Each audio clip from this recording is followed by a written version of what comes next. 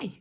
So, bit of a follow-up on the video I think I did yesterday about people who should probably be going into treatment and whether or not they are or not. I think that the question to ask is, because a lot of people say, oh, is it possible to recover on your own? Look, I'm not even going to debate that. Of course it's possible. I know I did it, and I know lots of people that have done it. But what you have to look at, the better question is it happening? If you are recovering on your own, is it actually happening? And if it's not, then you have to change tactics, don't you? Like I said, non-judgmentally, but you have to change tactics. So if you are recovering on your own, recovery has to be happening. You know, if you are recovering on your own and still engaging in compulsive movement, recovery ain't happening, is it? If you're recovering on your own and still restricting food, it's not happening. And so we need recovery to actually happen. Now, like I said before, going into a treatment centre, that's the kickstart. That is just like getting your brain some nutrition, taking control away from you, giving it to other people so that your body and brain starts to get a bit of nutrition.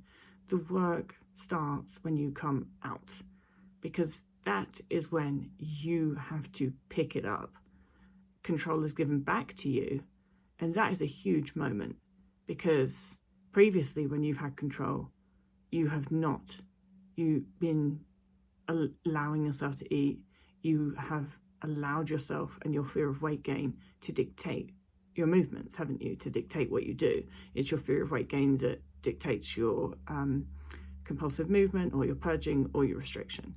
And so the big work that we have to do when we come out of treatment, or when you come out of treatment, is seeing that fear of weight gain, and seeing when that fear of weight gain is trying to inspire you to do things that reinforce your fear of weight gain, such as restrict, such as compulsive movement. Basically anything eating disordered is inspired by your fear of weight gain as a means to suppress your body weight, and it also reinforces your fear of weight gain.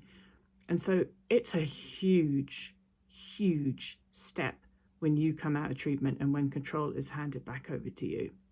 Because that moment that happens, that is when you can either start neurally rewiring your fear of weight gain, so getting rid of your fear of weight gain, or reinforcing your fear of weight gain, so increasing your fear of weight gain.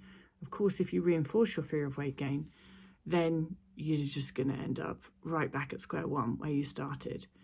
Rewiring your fear of weight gain means that you're going to be coming out, and that very first time, the first hour that you're out, and you experience mental hunger or physical hunger or thinking about food, which is mental hunger, so covered by that. The big question then is, can you do what you need to do and respond to it? And that moment will be a really defining moment that will sort of set you on the path for continuing recovery, or set you on the path for not. Because if you start not responding to hunger, you started restricting again. And what most people find is it just closes in on them. You know, they start maybe eating a little more restrictively than they were even in treatment, and then it gets a little more, and then it gets a little more, and then the compulsive movement kicks back in, and then some purging, and then you spiral down. Whereas if you can make the decision, I'm actually coming out of here, and the first second that I get out of here, I'm not only going to respond to hunger, I'm going to challenge myself to go above and beyond. I'm going to push myself to whatever my limit is right now on how I can go against my fear of weight gain. And that limit is going to be unique to you. And you do have to find it, though, and really push yourself to be there and to stay there, because then the limit will change. What you can tolerate, what you can push yourself to do, will become greater. And so instead of things getting narrower, which is what they're going to do, things closing in on you, which is what will happen if you start making those more restrictive decisions, things will start to get bigger and bigger and bigger and broader. And what you can do will get much bigger range of how you can challenge yourself. And that's how you start on the path to real, true recovery. That's because that's when your rewiring starts for you. And so for those of you that are in treatment, yeah, look forward to that moment when you get out. That's going to be a big moment. And that's where the real test comes, like, all right, are you going to do this?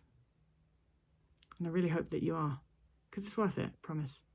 All right, bye.